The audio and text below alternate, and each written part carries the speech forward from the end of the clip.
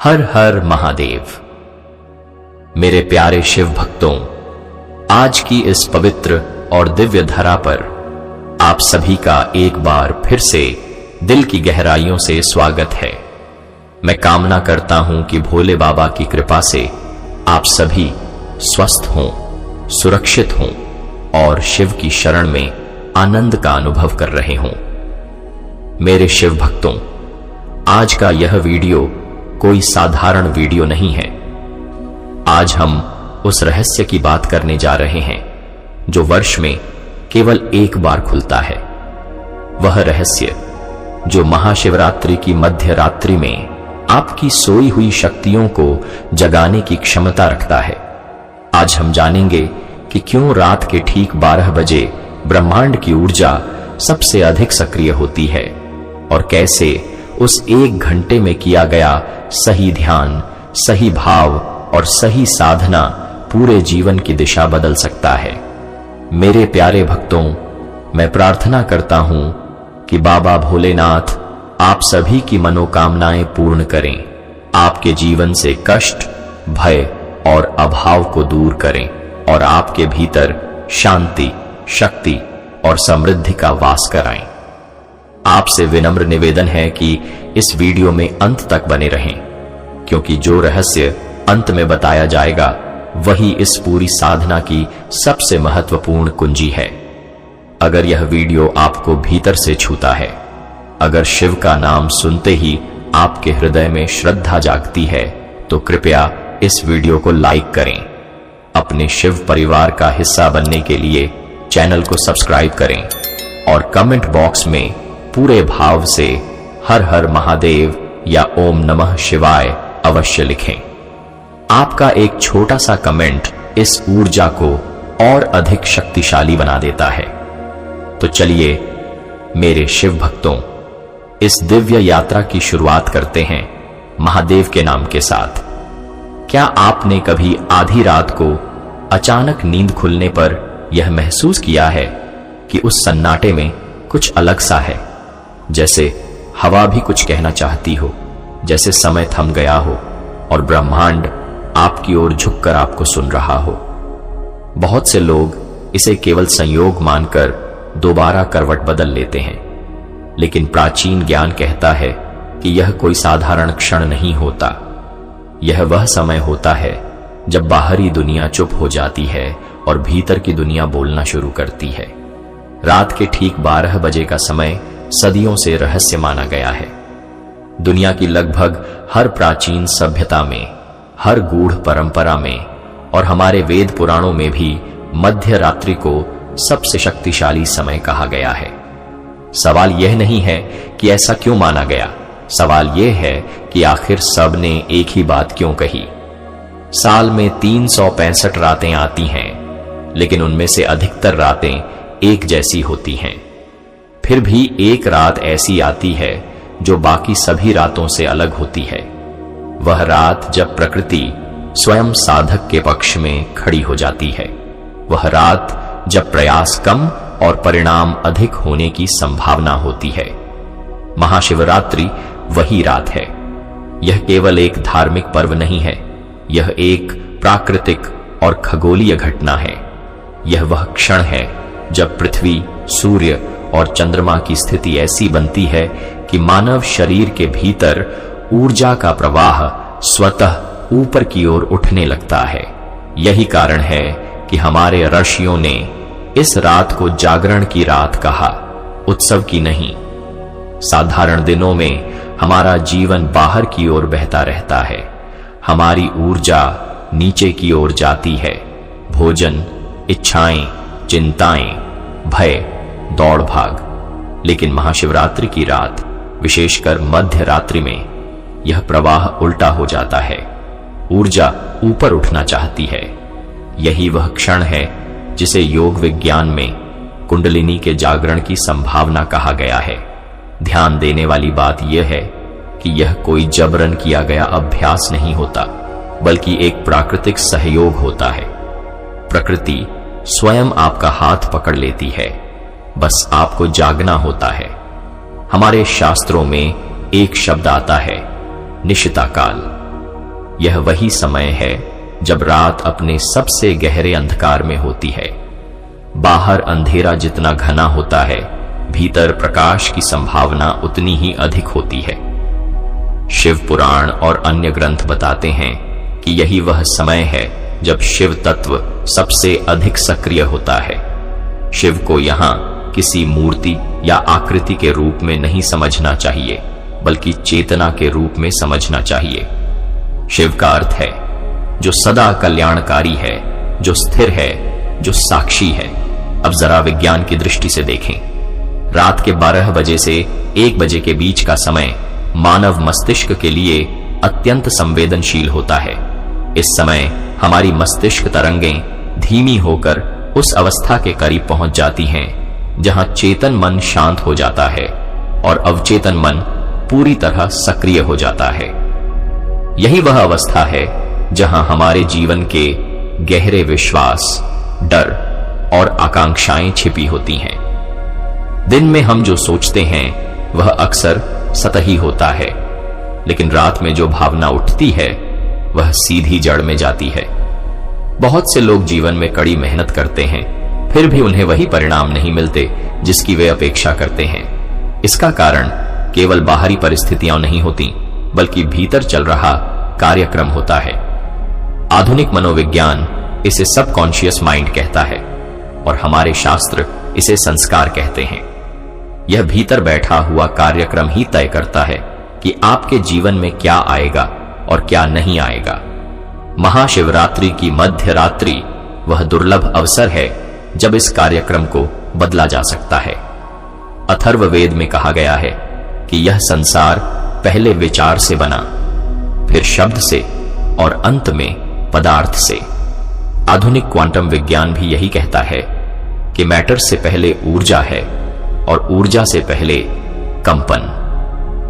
जब हम किसी विशेष समय पर, विशेष अवस्था में विशेष कंपन उत्पन्न करते हैं तो हम केवल प्रार्थना नहीं कर रहे होते, हम कारण उत्पन्न कर रहे होते हैं।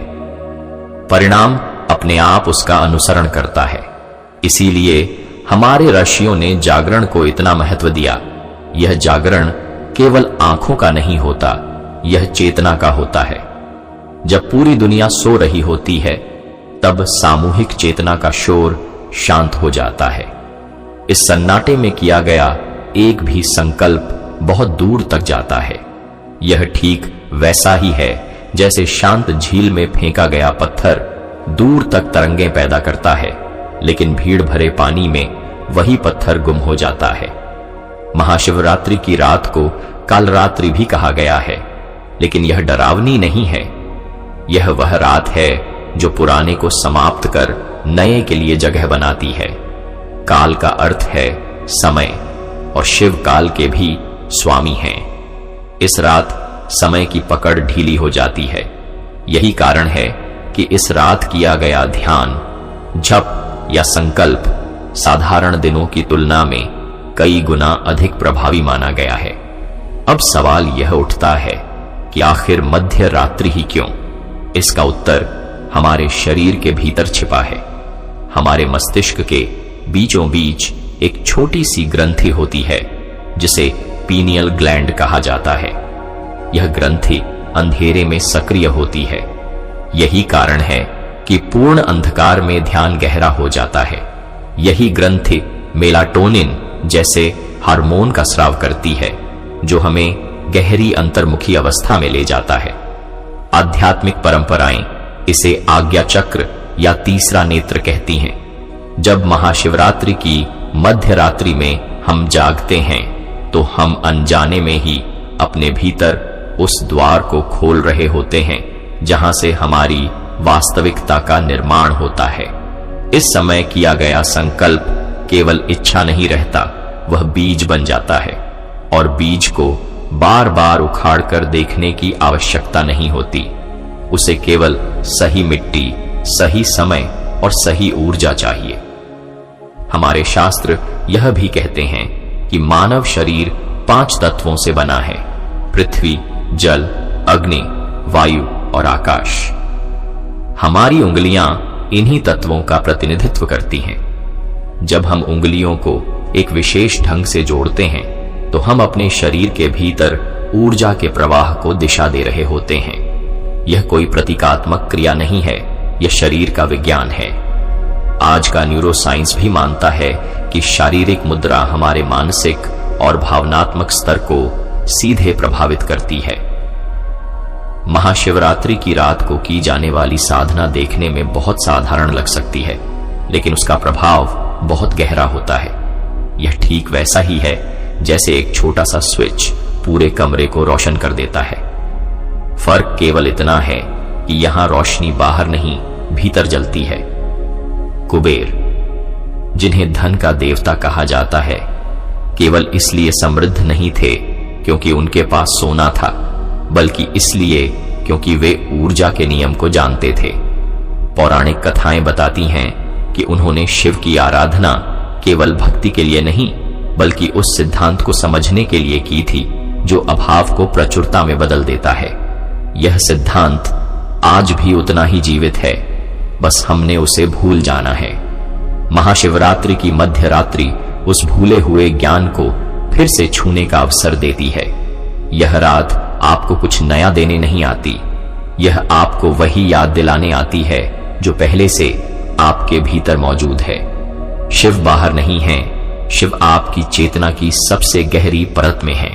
और जब आप इस सच्चाई को महसूस करना शुरू करते हैं, तभी साधना शुरू होती है।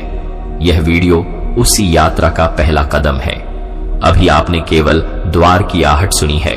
आगे क्या करना है, कैसे करना है, किस दिशा में बैठना है, किस क्षण सांसों को पकड़ना है, यह सब हम आगे की वीडियो में बहुत सरल और सहज भाषा में समझेंगे। अभी इतना जान लेना ही पर्याप्त है कि यह कोई चमत्कार नहीं, बल्कि चेतना का विज्ञान है। और विज्ञान तब काम करता है जब आप उसे समझकर श्रद्धा और जागरूकता के साथ अपनाते हैं। जब कोई साधक महाशिवरात्रि की रात को जागता है तो वह केवल नींद का त्याग नहीं करता, वह अपने भीतर बैठे पुराने कार्यक्रमों से बाहर आने का साहस करता है। दिन भर हमारा मन बाहरी दुनिया से इतना भरा रहता है कि भीतर की आवाज दब जाती है, लेकिन जैसे ही रात गहराती है और घड़ी की सुइयां 12 के पास पहुंचती हैं, वैसे ही मन का शोर धीरे धीरे थमने लगता है। यही वह क्षण है जब मन पहली बार सुनने की अवस्था में आता है। सुनने का अर्थ बाहर की आवाजें नहीं, बल्कि भीतर की कंपन को सुनना। यही कारण है कि प्राचीन साधनाओं में रात को इतना महत्व दिया गया है, क्योंकि रात मन को खाली कर देती है और खाली मन ही भरने योग्य होता है। अब यहां एक बहुत सूक्ष्म बात समझना जरूरी है।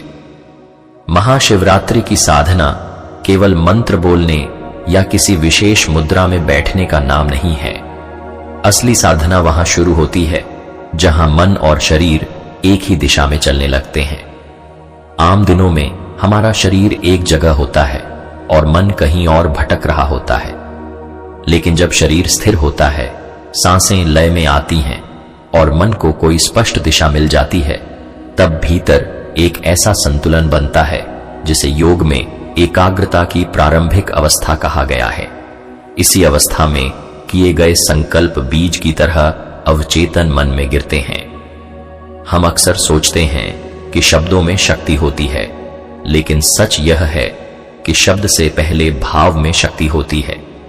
शब्द तो केवल वाहन है, अगर भाव नहीं है तो मंत्र केवल ध्वनि रह जाता है। यही कारण है कि बहुत से लोग जीवन भर जप करते रहते हैं, लेकिन भीतर कोई वास्तविक परिवर्तन नहीं होता।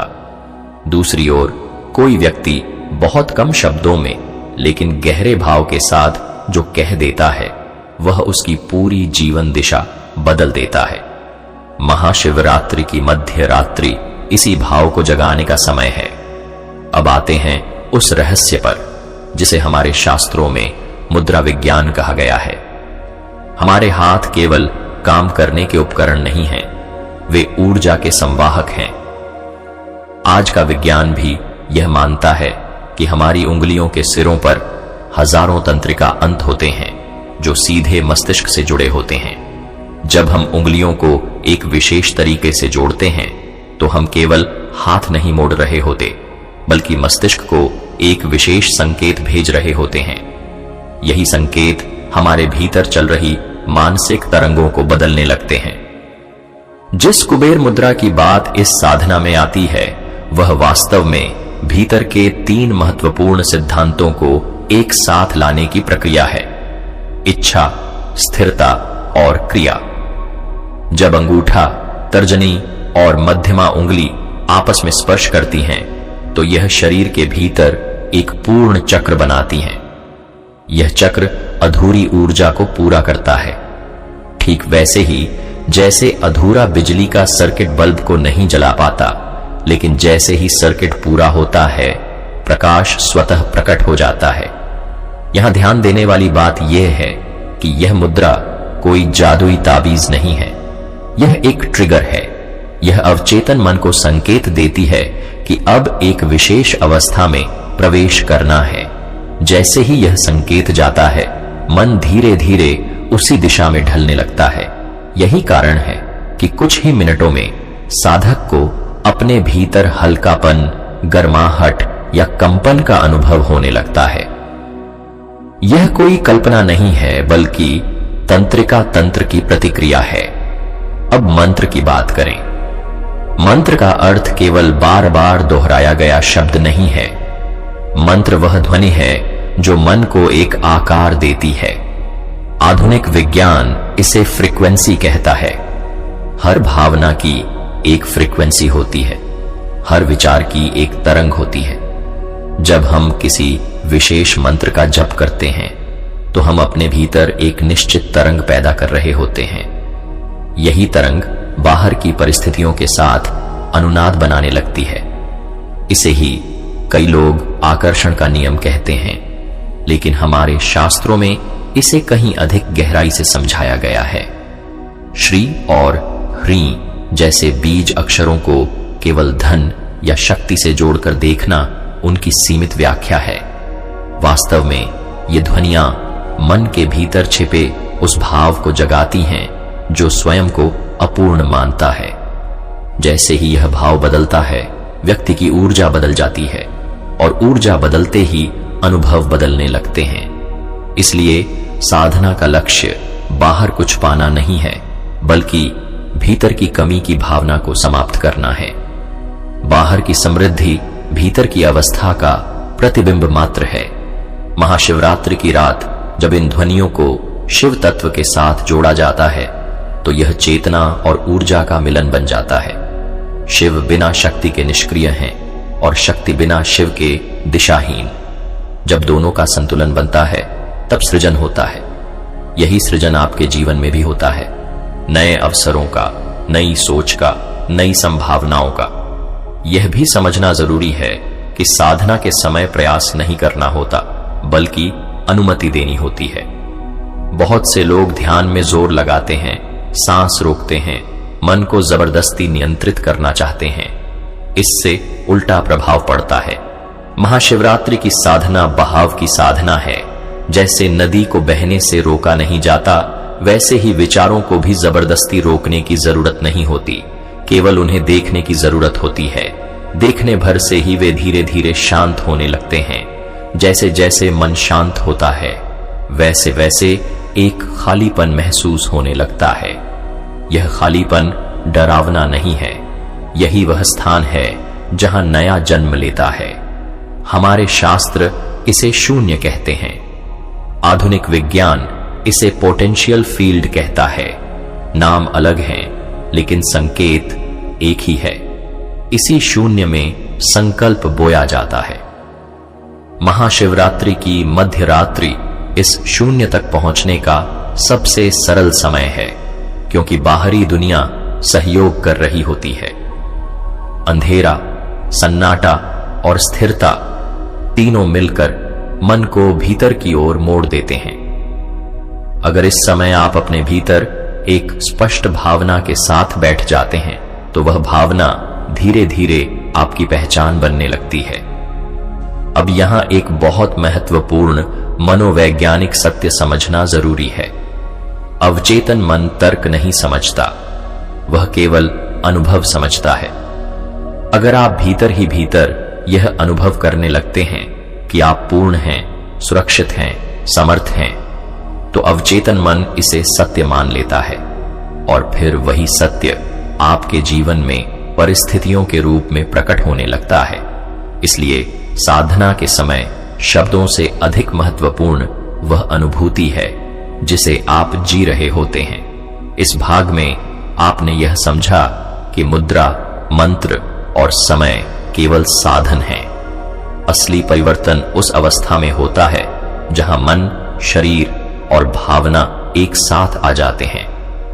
अभी यात्रा अधूरी है, अभी सांसों का रहस्य, दिशा का विज्ञान और वह अंतिम क्षण समझना बाकी है जहां साधना अपनी पूर्णता को प्राप्त करती है। आगे की वीडियो में हम ठीक उसी क्षण की बात करेंगे जब सांसें रुकती नहीं बल्कि अपने आप संतुलित हो जाती हैं, जब दिशा केवल भौगोलिक नहीं रहती बल्कि चेतना की दिशा बन जाती है और जब साधक मांगना छोड़कर बनने लगता है। अब तक आप यह महसूस करने लगे होंगे कि यह साधना बाहर से जितनी रहस्यमयी दिखती है, भीतर से उतनी ही सरल है। असली जटिलता विधि में नहीं बल्कि हमारे मन की आदतों में होती है।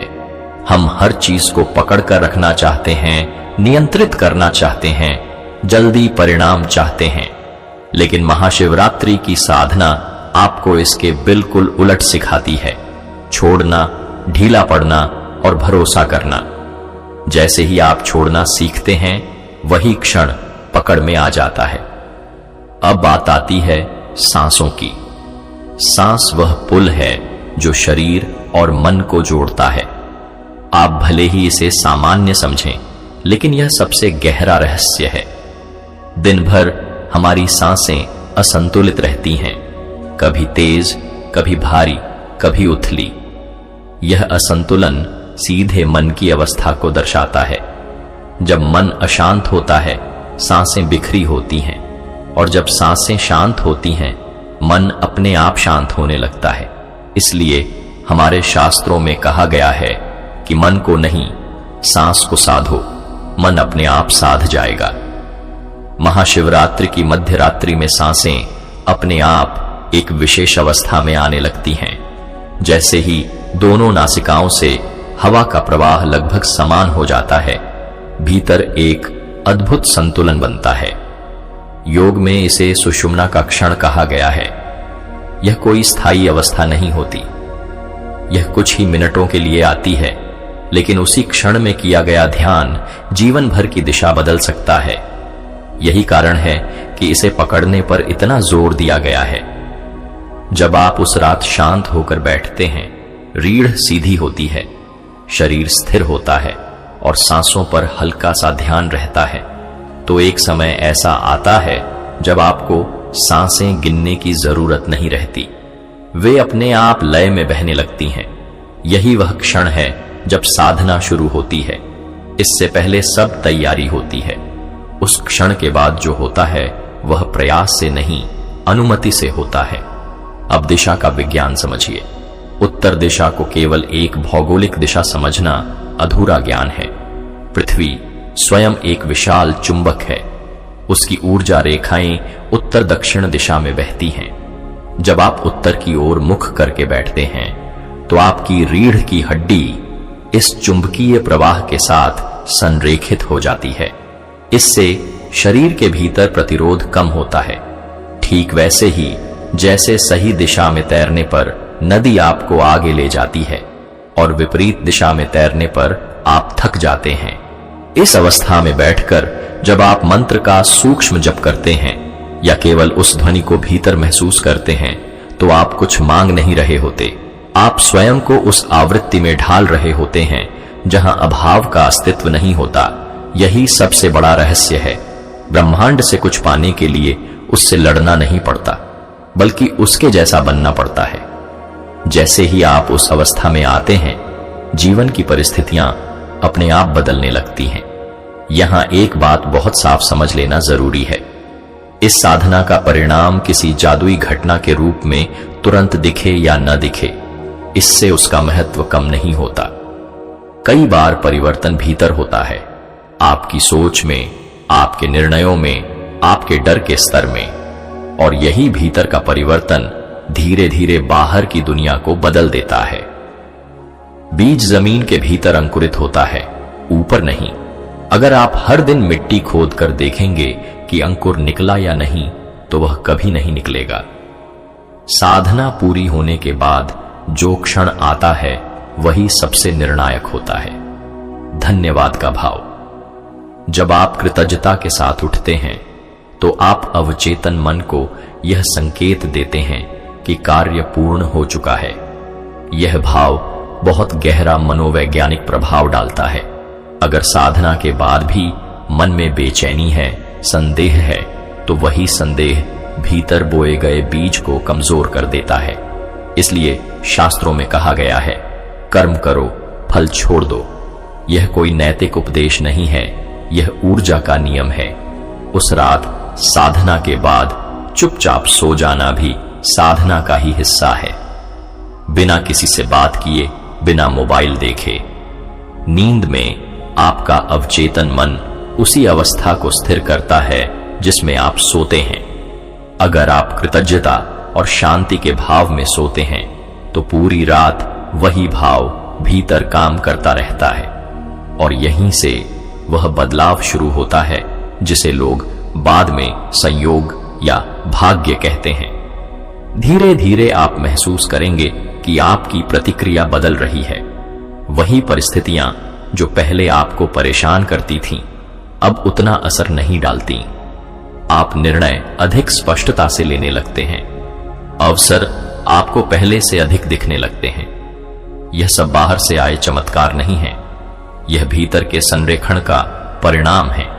जब भीतर व्यवस्था बनती है तो बाहर की अव्यवस्था अपने आप सुलझने लगती है।